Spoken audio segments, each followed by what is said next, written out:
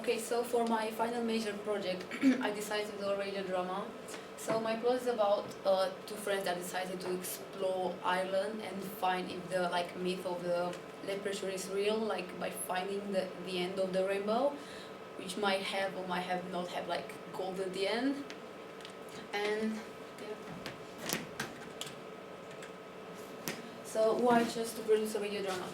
So since I started, I was like so much like focused on like creating music videos, these short films. So I just focused on like the visuals more. So the audio was like that important because like if I did music videos, just take the audio from somewhere and so on.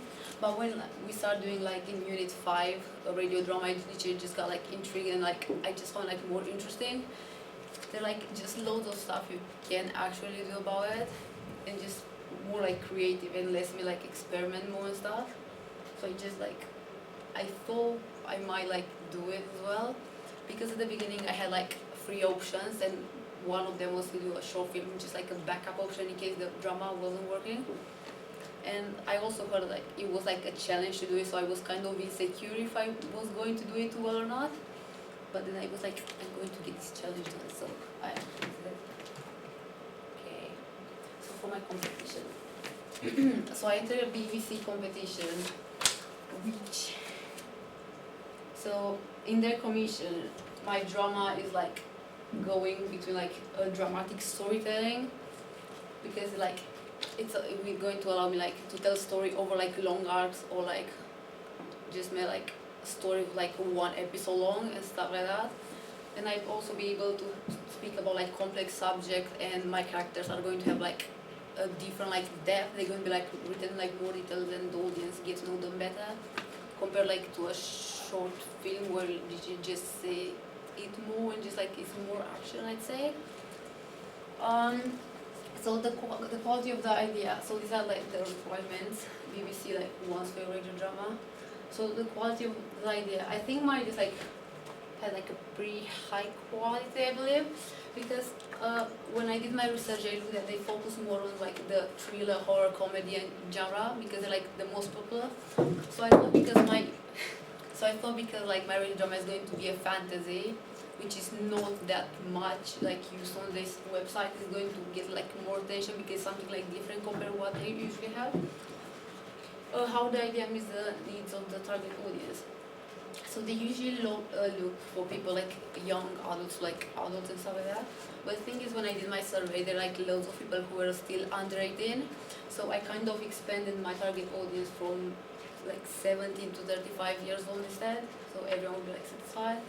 How much the idea is a distinct addition to the overall UK production.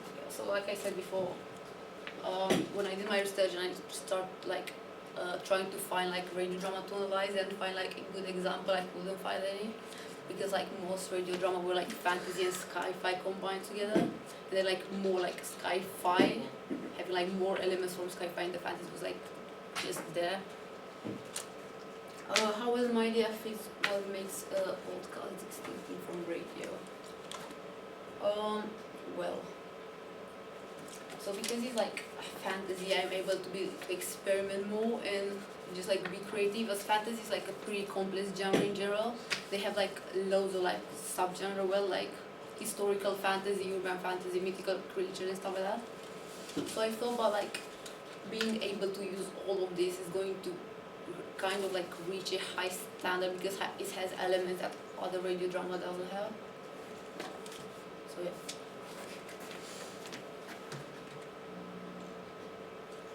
So here's my radio drama, but because I'm not sure how well you can hear it. Yeah, I wouldn't bother with it. Let's say sorry. We'll have to just listen to it another time.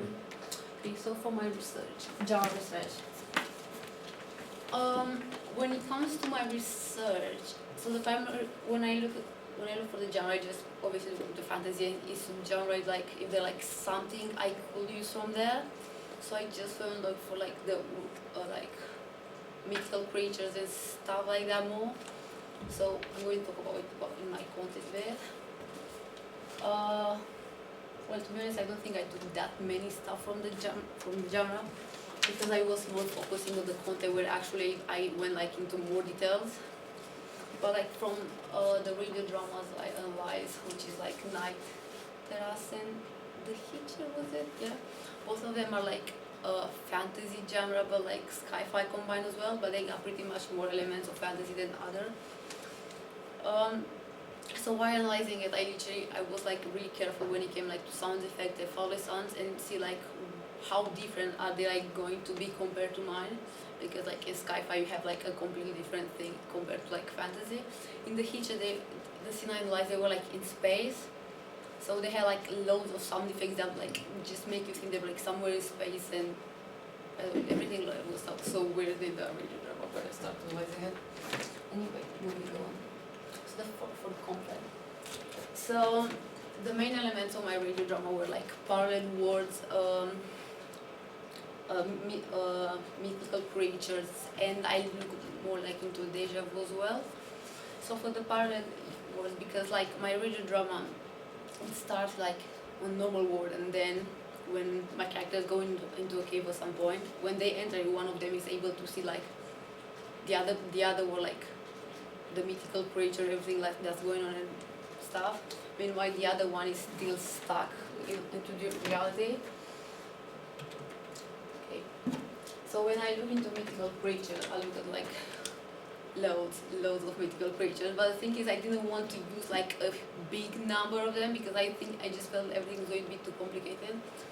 So I just used a pixie, which is like my favorite fairy, and they are. When I look at her, I just thought about like Tinkerbell. So in my radio drama, it's just literally Tinkerbell flying around and stuff like that. So I chose her because when I look at fairies, I just look at their like personalities and traits, what kind of traits and kind of powers they have, and she got my attention the most because like it's just so interesting. She has like powers of shifting shapes and becoming other stuff, so I just found it interesting. So when I look at the Deja Vu, it was my character was like into a big accident like years ago, and he was supposed to die, but there was like this fairy that came and kind of like gave him some of her magical power, and because of that he was able to survive the same thing, to pass into the parallel world as well. And in the radio drama, I'm mentioning some point that he went in an accident and he went like in a really bad situation. And the other character is mentioning something like, "Oh, are you still seeing them?" Like I'm trying to make like a references to the past. So that's how I kind of plan to use the deja vu thing. Okay. So this bit was my favorite bit to make. It took so long, but I was so happy. So this one right here, Caleb, he's my second favorite character. So he's the type of guy who's like very social and outgoing. He's just like curious about everything, and he just wants to like discover stuff. He was also the one who came with the idea like to explore this myth and find if something is actually happening. He has like, I think I needed a character like him because you just need like someone who's like really open, so he's like able to get like understand like situation and everything that comes to him. He's like the kind of person who like accepts challenges and stuff like that. So yeah, this one is completely different to him when it comes to personality and behaviors and everything. He's my favorite character. His character development went so well. It was like too deep. Like I just okay. So he's like completely different. He's like an introvert. He's unsocial as well. He just like to spend time with him most of the time. And he's like the kind of like writing poetic kind of guy. He's not into sports or anything. He just like being on himself and spend time alone. And compared to him, he's the one who's like more realistic and calm when it comes like dangerous situation. Like meanwhile he'll be like panicking. He'll be the one saying like, "Oh, everything's alright, calm down, let's see how everything goes," and stuff. So I think I need a character like him just to like balance their personality more. Here we have the favorite. So when it comes to her, I want her to be like kind of like she's kind of naughty, to be honest. She's like really curious but can be like arrogant. Like it depends how you like. If you made like a good impression to her, she's going to like you. If not, you're like screwed. But then like she's a journalist, she's really curious, and at the end of the scene when just Caleb is like stuck inside the cage, she's just speaking to him all the time, and he decides to stay in the cave to discover like what's more than that, like the world and stuff. And she's going to be like the supportive character that's going to be with him all the time. So instead of like narrative, I was planning to use her like the person who's like giving information about everything that's going on, because I didn't use narration at all, and I just used like the dialogue to express like what's going on around them, what happened with that, and how they feel as well. So yeah. Okay, when it comes to Foley songs, so the Foley songs were like the big stone when I started thinking about making a radio drama, because I heard that you have to make every single Foley song, and that stressed me out so much, because first of all I didn't know what kind of radio drama I wanted to do, and if I want to make like something like crazy, let's go like adventure, like horror or stuff like that, and I had to make like a sound that I couldn't be able to make, I'd be like screwed, so I usually have to go on the short film.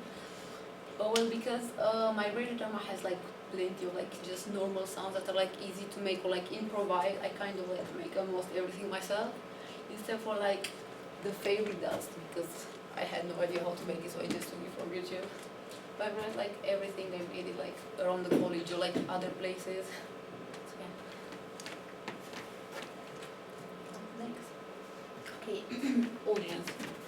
So like I said before, I had to change my audience range. Yeah. So I had to change the audience area based on my survey, because like lots of people were under 18, and things gathered like people that are actually between 24 and 35 years old. When I did my survey, I asked my audience like what kind of genre they prefer the most, and the results just show like comedy was like the more popular, and which was like followed by like action adventure, and sci-fi was surprisingly like the last one. So I thought that making a fantasy radio drama would be like kind of like in the middle, like more balanced. And because it's not out there, it's more like as comedy, like sci-fi, they might give like a chance and like become like curious about like what's going on and stuff. So yeah. Okay, platforms. When I first thought about platform, I thought about places I could post my radio drama first before like trying to go into others as well. So I mainly look at YouTube, SoundCloud, and BBC Radio. So YouTube is like a platform that's like more for like videos and stuff, but you can as well post audio things, just like putting pictures, stuff like that.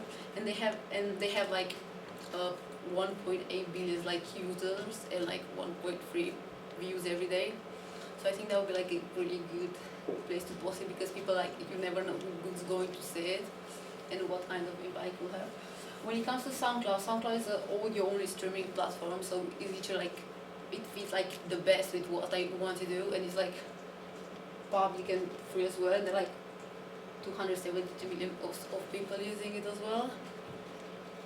And well, when I thought about BBC, because that's the convention I'm going for, there are like quite of like advantages and disadvantages with it as well. The advantage would be that BBC is like a really like popular, respected platform, and it's not like everywhere, and people like can see it. You're going to have your thing like out there, so literally everyone who's going like to scroll through drama is going to see it at some point and like be curious and like watch it. But the disadvantage would be that BBC allows your radio drama to be there like for a amount of time, so it's going to be there like around like 3 maybe to 6 months, depends how long your series is going to be. And after that they're going to take it down. So I thought like the best platform I could use for my radio would be SoundCloud, as it's like there forever and everyone can watch it. Platform as well. So in this survey I asked my target audience, ignore the celebrity, but yeah. So I asked my target audience what platform are they usually using the most, and what platform I could use like to post my thing. So 50% said that YouTube is like the best platform I could use. It's like common and like everyone is using it, the most like literally daily. The second one will be podcast, which is like an app on your phone as well, and you can find like loads of stuff. But I'm not really sure if they keep it. I think they keep it like all the time there. They don't take it off. So, but I think you have like to reach some like standards and like rules and stuff, so we can get that as well. On the SoundCloud is the one I would prefer to post it, and BBC we got 4%, which is like I just don't know what to say about BBC. Okay, next question. Should I speak about my feedback before questions? If you like. Okay. So when I did my feedback, I had a question asking what kind of Foley sounds do you think I did? And this way I was like able to tell if they were like realistic or not.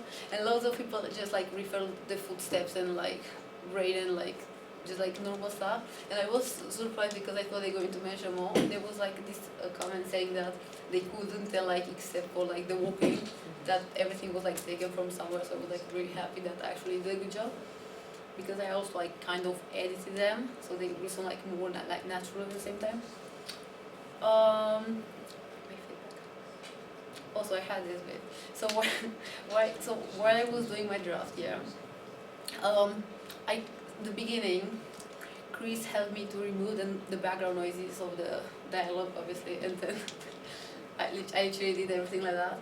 And after that, when I was doing my final edit, some pieces of the dialogue were like cut, because when you go to see, you have like, after you press play, you have to wait before you record, because like if you speak, they just cut the dialogue. So I had to go and re-record like some dialogue like over and over again till it was like pretty good.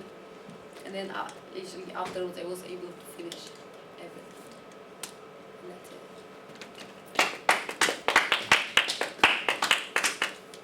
Questions? I was literally thinking, just before you went onto that slide, I was like, oh, I don't know what to ask because you covered everything. She covered everything in so much detail. Yeah, Online. I think we're good. You're happy though with it in the end? Yeah. And do you think next year you're going to continue to kind of focus on audio? Is that something that you've... In my evaluation, I said that if I have the chance to make a radio drama, I thought I'm going to change the genre and like go more on the thriller or horror. Okay. Because the first drama I did was like a thriller, and I think my skills like improved more than that. So I think I might experiment with that as well, because like kind of like a hard genre, because like not everyone gets like scared of the same thing. So I might like just try and make an impact. So, Cool. Lovely. thank you. Thank you very much.